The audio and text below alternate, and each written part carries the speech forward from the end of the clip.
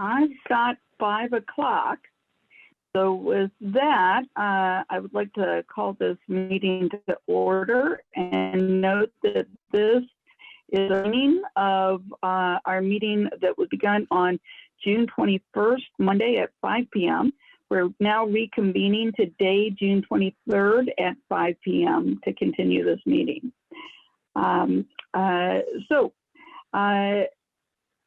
Our first agenda item is approval of the minutes from our previous June 7th meeting.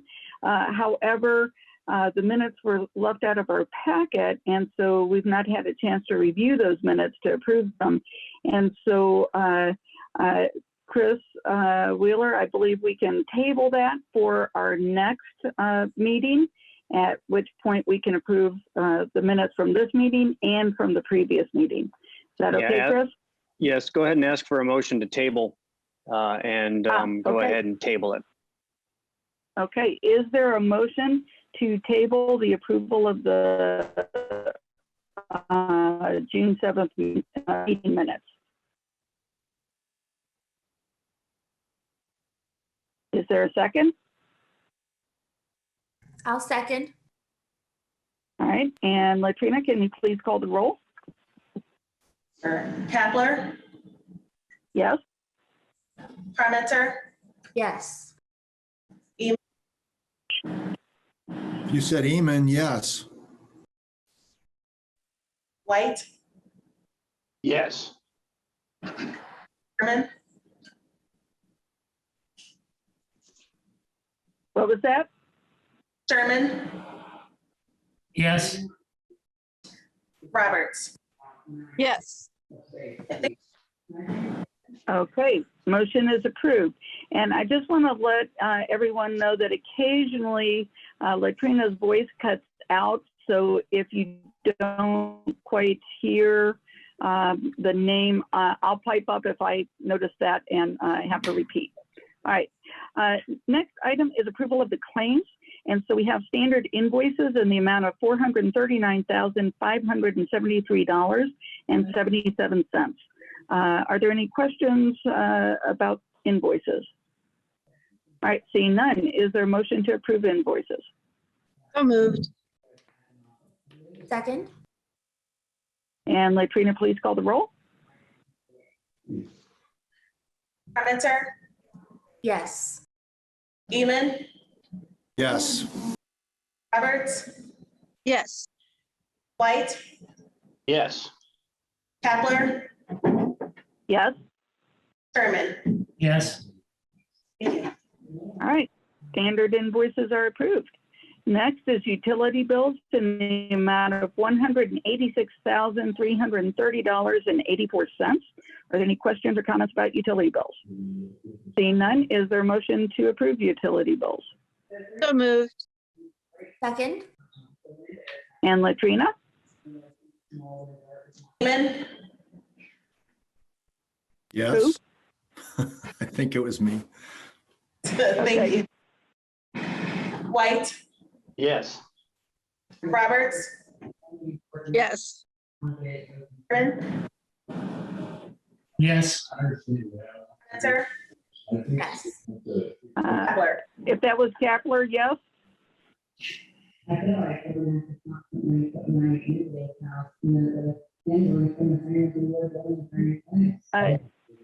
Is that everybody?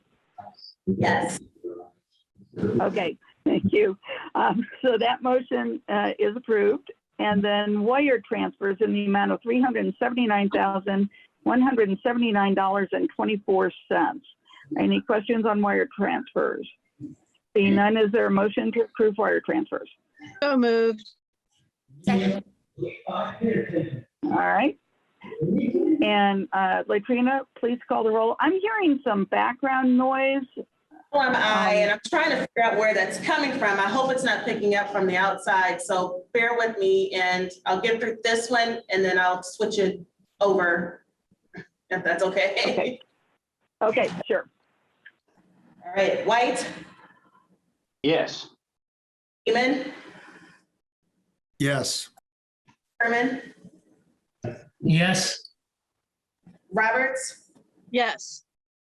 Parmenter, Yes. Kepler. Yes. All right, thank All you. right. Thank you. So wire transfers are approved.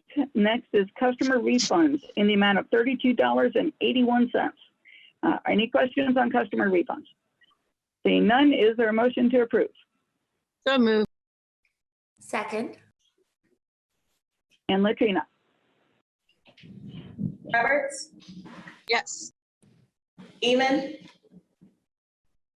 Yes. White, Yes. Parmenter, Yes. Kepler, Yes. Sherman. yes, All right, thank you. Next item is the approval of the consent agenda. And so I'll ask James Hall to tell us about the items on the agenda. Thank you. Good evening, James Hall, Assistant Director of Environmental Programs. I'm pleased to present tonight's consent agenda totaling $30,093.08. The first item is from BL Anderson for a total of $3,230 for annual flow meter calibrations at Monroe Water Treatment Plant.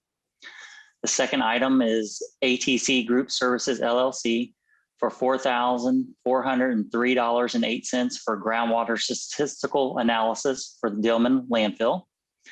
Third item is Senegar Construction, $10,000 per year on-call services for a dump truck, boring machine, and an excavator. The fourth item is AAR Inc. $0 is the First Amendment to extend the life of the agreement for work on the Comline belt presses at Blucher Pool Wastewater Treatment Plant. The fifth item is George Booth Company Inc. for $600 flow monitoring testing at the Southeast Booster Station. The sixth item is Black and Veatch Corporation for $7,760 and to update cost estimates for the capital improvements plan to support the water rate case. And then the last item is Springfield Electric Company for $4,100 for repair of the #1 Square D variable frequency drive and run diagnostics on the #3 VFD at the Dillman Pump Station. Is there any member who wishes to consider one or more of these items individually? Hearing none, if there's no opposition, these items will be approved as recommended by staff. James, or Gina, I do have a question on one of them. The Snedeker Construction. Can I ask, Mr. White, would you like to remove that item from the consent agenda, or James, can we ask questions on any particular items? Chris, how does that work? I can't remember exactly. We need to go ahead and pull it from the consent agenda if we're going to discuss it. So does that need a motion then? No, just pull it out to discuss it separately as a separate item. The rest will then be approved. Okay, Okay. let's see. What do we do next, Gene? James is going to go ahead and approve the remainder of the consent agenda. Yeah. And then the Yeah. next item to And then discuss we'll- will be the Snedeker contractor, our construction agreement. Okay, so we'll Okay, pull very the good. item C from the consent agenda, and hearing no opposition to the other items, the consent agenda is approved. Thank you. Thank you. All right, so at this point, I guess we would discuss the Snedeker construction contract. And go ahead, Mr. White. Well, my question is, it looks like that's more or less an on-call retainer. And my question is, does that include a certain amount of hours of work, or do we pay an hourly rate on top of that? So what that means is if we ever have any issues concerning anything where we need a dump truck, a bore machine, or an excavator to be brought in, there's already the groundwork laid for what that cost would be per hour, dependent upon the machine that's being used. And we have up to $10,000 per year to use for those types of services. And it's a renewable agreement for an additional 3 one-year periods. And each of those 3 one-year periods would be for $10,000. Okay. That answers my question. We can move approval. I'm happy to make that motion if need be. Okay, so I'll say, is there a motion to approve this request for approval of the agreement with services with Snedeker Construction Incorporated? Yes, so moved. Second. All right, and Latrina, please call the roll. Parmenter,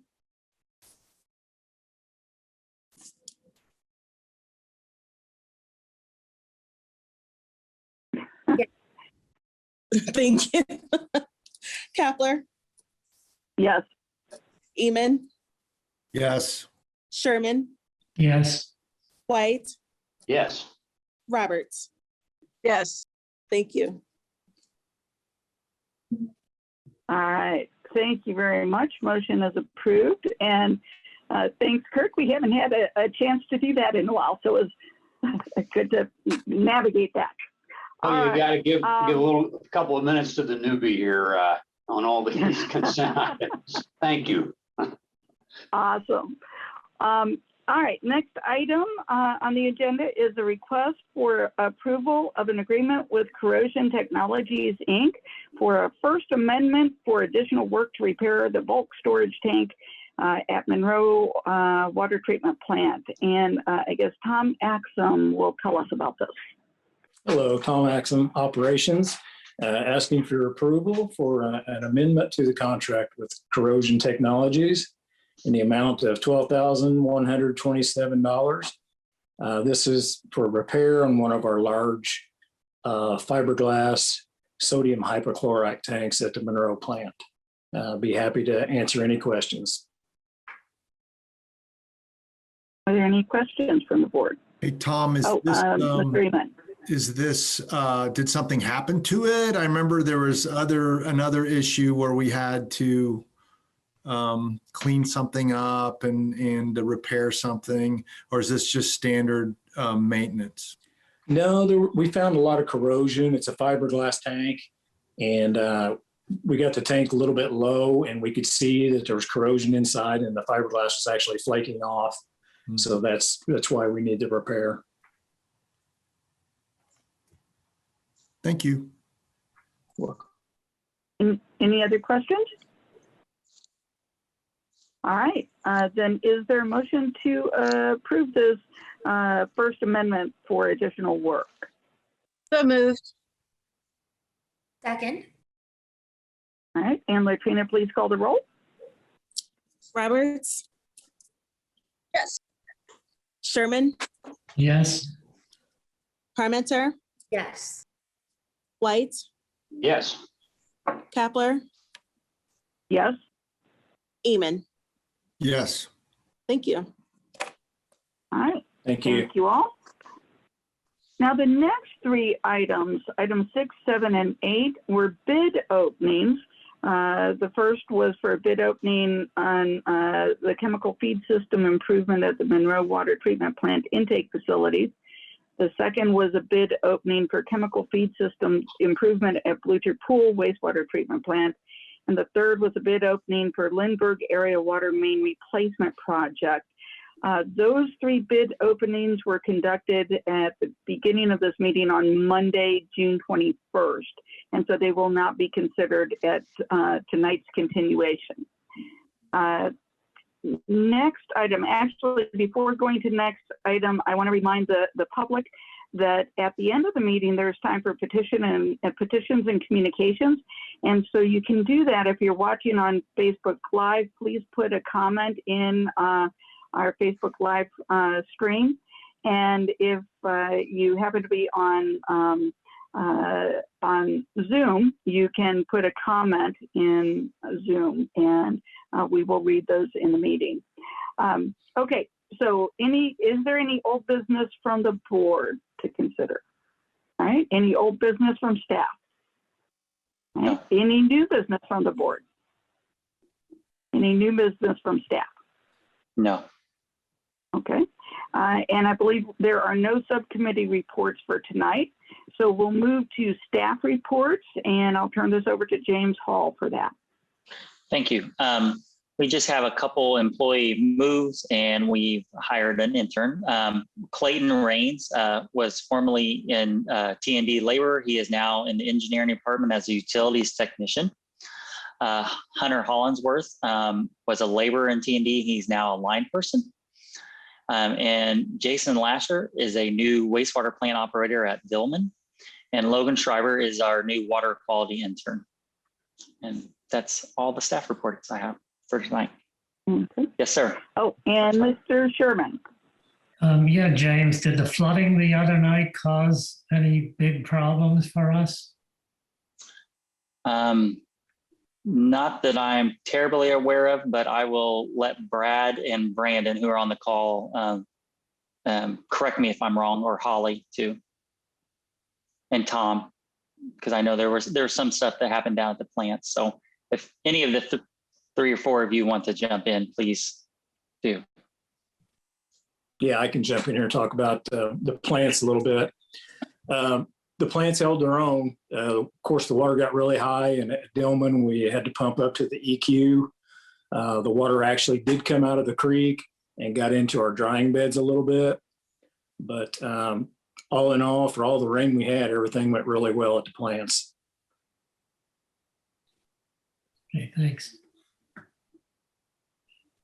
Can I ask, and James, I don't know if you can address this, but I've heard questions from people in the public talking about, well, gee, you know, we had the big dig a number of years ago, so why was there flooding downtown? I thought that was supposed to take care of it. You know, my impression is with rainfall as heavy as it was, I'm not sure any dig would take care of it, but can you comment on that? Yeah, Brad, do you want to kind of handle this, or Holly, if Holly's on the call? Sure, I can talk to this. Yeah, so yeah, the first big dig was the first set of increasing the size of the main culvert, you know, the Hidden River, which goes through Dunn Meadow and then into Clear Creek. And that did increase that capacity, but there's still sections downstream that are undersized. And that's actually what the current project is in the process of addressing. So we're trying to increase the size of that culvert, and really what Kirkwood and those areas flow into is that size section of culvert that's still a bit undersized. So there's still work to be done. We're in the middle of it. So that's part of it. And then the other part is, yeah, the intensity and duration of this storm was so great that really we couldn't practically design to this storm level. It was just too much. So to absolutely prevent flooding in a storm like this would be extremely difficult and cost prohibitive and unpractical. So we should see improvements, but this kind of unprecedented storm is always going to typically be a problem. And I had just one last question related to this, and that is, do we have a sense of how much of a factor was clogged drains into the stormwater system? Because I know that can cause flooding, even if there's plenty of capacity in you know, the water conveyance system. If the drains into the system are clogged with debris, that can cause a backup. Do we have any sense of whether that was a big role in this, or was it just capacity of the Hidden River system? Hello, this is Brandon Prince here with Transmission and Distribution. I think I can answer that or try to for you. So we had nine people out on Saturday to address the storm, and 10 out on Sunday. Primarily, we really didn't see a clog issue. It did become a bit of an issue as the water started to recede. So we did clean a lot of inlets in those 2 days, but most of it came on Sunday. We had several lift stations we were addressing with power outages and things like that. We had sanitary sewer issues that we're addressing, and it was just a mix of a little bit of everything on Saturday right after the big part of the storm. But To answer your question, primarily, there really wasn't a huge issue that, we really can't see how clogged inlets really contributed to the problem. Okay, thank you for that clarification. And Julie? Yeah, I don't know how many of you were here in 2008 or if you have records, but I heard at the time that 2008 was a 500-year flood. And if this is also a 500-year flood, we've had 2 of them in 13 years. So I just wonder what the flow was compared to 2008. I don't know the answer to that. I know we submitted a sanitary sewer overflow thing, and in that we have to tell how many inches of rain over the course of 24 hours, and it was 7.25, I think, or just over 7 inches in a little over 24 hours. I've heard there was a bulk of 4 inches within a couple hours. So. Yeah. So I have a question. Are we utilizing this information about the amount of rain received within, some amount of time? I remember that we just got rid of our rain gauges, some of them at least, and it seems like this information would be very useful for modeling and understanding the capacity of the system, both now and then also later when it's fully completed, and having an understanding of exactly what type of events the system will handle and what type of events it won't handle.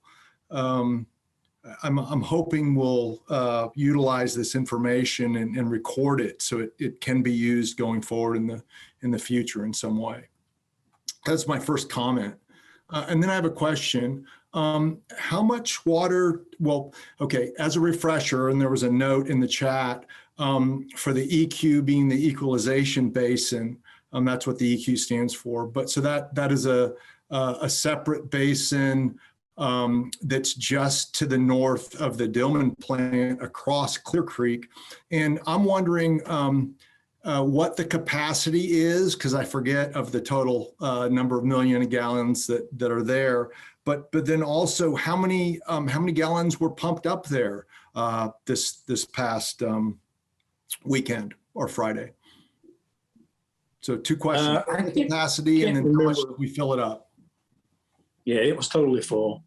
Brad, do you remember how much that holds? I don't know the precise number. It's over 40 million. It's around 40 million. 45, something like that. Okay, so if it's totally full, then that makes me always would make me wonder, wow, well then, did something escape the system if we totally filled that up? And I won't ask that question here, but that would be a concern of mine. We were, as far as the sewage go, we report that, and that comes out in storm sewer overflows. So it wouldn't have topped our basin, our EQ basin, because they manage that pretty closely, and they'll start letting that go through the plant before they would let that go over the top of that basin. But on these large storms, we have overflows, and that's part of our normal process of reporting to item. So manholes within the city will overflow, and then those flow into creeks, and we've had that annually for years. So that's part of our reporting process. Is that answering your question, Jeff? Enough for now. Yes, thanks. Okay. And Kurt, go ahead. Yeah, I'm not sure who's best to answer, but I know we've made progress in the problems we've had with infiltration in the past, over the past decades. But how much progress have we made, and how much did that contribute to the stress on the sanitary system with stormwater going into sanitary on this? Yeah, I could probably answer that. So, years ago, before a lot of us here on staff were here, we had an agreed order, and we did quite a bit of lining to knock that out. Within the last 5 years, though, we do sewer lining, and we've been doing pretty sizable budget of sewer line every year. And that's our main thing that we're doing, going after infiltration. And then also, I believe it was in 2018, we completed the South Central Interceptor that went through Switchyard Park. That was addressing a lot of the overflows. So we've been actually investing quite a bit of money into going after stormwater sewer overflows. And we continue to do that with each new development. We look at what impact that'll have. And again, with continued new ways of looking at dealing with it. Thanks. Mhm. Okay, any other questions or comments from the board? All right, thank you very much, James. Appreciate it. And thank you to all of the utility staff that were out there trying to mitigate the effects of this huge downpour we had. All right, then we'll turn to petitions and communications. And Nolan, is there any public comment on Facebook or Zoom? There are no comments on Facebook or Zoom. Okay. Well, with that then, is there a motion for adjournment tonight? So moved. All right, we are adjourned. Thank you all. Good night. Thank you.